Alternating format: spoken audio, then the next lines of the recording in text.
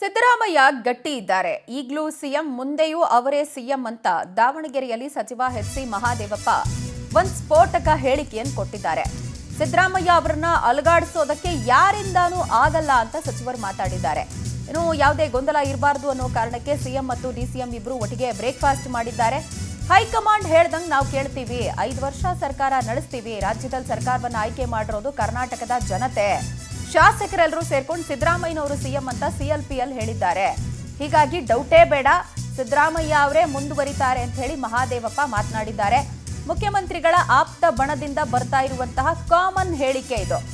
ಮುಖ್ಯಮಂತ್ರಿಗಳ ಪರಮಾಪ್ತರಲ್ಲಿ ಯಾರೆಲ್ಲ ಗುರುತಿಸ್ಕೊಂಡಿದ್ದಾರೆ ಅವರೆಲ್ಲರೂ ಅವತ್ತಿಂದ ಇದೇ ಮಾತನ್ನು ಹೇಳ್ತಾ ಇದ್ದಾರೆ. ಅಂಡ್ ಇವಾಗಲೂ ಅದನ್ನ ಕಂಟಿನ್ಯೂ ಮಾಡಲಾಗ್ತಾ ಇದೆ. ಈ ಬ್ರೇಕ್ಫಾಸ್ಟ್ ಮೀಟಿಂಗ್ ನ ಸಮರ್ಥಿಸಿಕೊಳ್ಳುವಂತಹ ಸಂದರ್ಭದಲ್ಲಿ ಕೂಡ ಮುಖ್ಯಮಂತ್ರಿಗಳಾಗಿ ಸಿಎಂ ಸಿದ್ದರಾಮಯ್ಯ ಅವರು ಇವಾಗ ಏನಿದ್ದಾರೆ ಅವರೇ ಮುಂದುವರಿತಾರೆ ಅನ್ನುವಂಥದ್ದನ್ನು ಕಂಟಿನ್ಯೂ ಮಾಡ್ತಿದ್ದಾರೆ.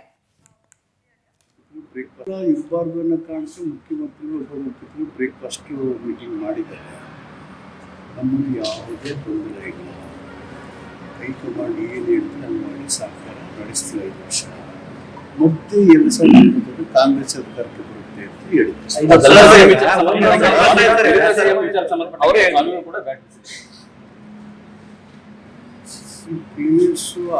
ವಿಠಲ್ ಕೈ ಒಂದ್ 2 ಕೋಟಿ ಹಿಂದೆ ಸರ್ಕಾರ ವಿಠಲ್ ಕೈ ಒಂದ್ 2 ಕೋಟಿ ಹಿಂದೆ ಸರ್ಕಾರ ಮಾನಸಿಕಲ್ ಬೌಂಡ್ರಿ ಇದೆಯಲ್ಲ, ಆಯ್ಕೆ ಮಾಡಿದ್ರು ಕರ್ನಾಟಕದ